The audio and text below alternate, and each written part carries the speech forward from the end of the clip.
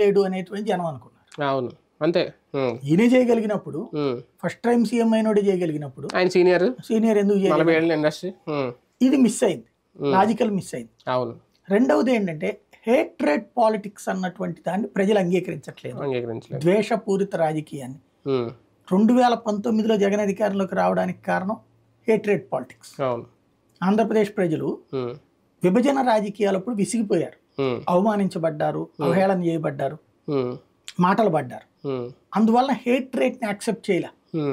అప్పుడు తెలుగుదేశం పార్టీ నాయకులు కొంతమంది వ్యాఖ్యానించిన వ్యాఖ్యానాలు, మాటలు విరక్తి పుట్టి జగన్కి ఇచ్చారు. వాళ్ళు అప్పుడేదో సభలో ఒకసారి నా కొడకరే అన్నాడు బోండా ఉమా అన్నటువంటి దాన్ని 100 సార్లు 1000 సార్లు రిపీట్ చేశారు కదా. ఇతను వచ్చి కొడాలి నానినేమో ప్రెస్ మీట్ పెట్టినే ఆ నా కొడుకు అనే పద్దాక వాడుతూ ఉంటాడు కదా. ఇది ఎలా యాక్సెప్ట్ చేస్తారు? దీన్ని ఆపారా? కంట్రోల్ చేయలేదు. ఈ భాషని ఎవరిని కంట్రోల్ చేయలేదు. అది ప్రజల్లో విపరీతమైన అసహ్యం వచ్చిందనడానికి సాక్ష్యం ఇది.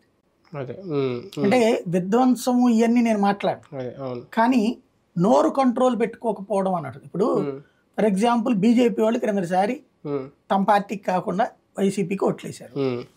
వాళ్ళకి ఏమైంది? కొడాలి నాని మాట్లాడినటువంటి మాటలు వాళ్ళకి మైండ్లో అట్లా తిరుగుతూనే ఉంటుంది.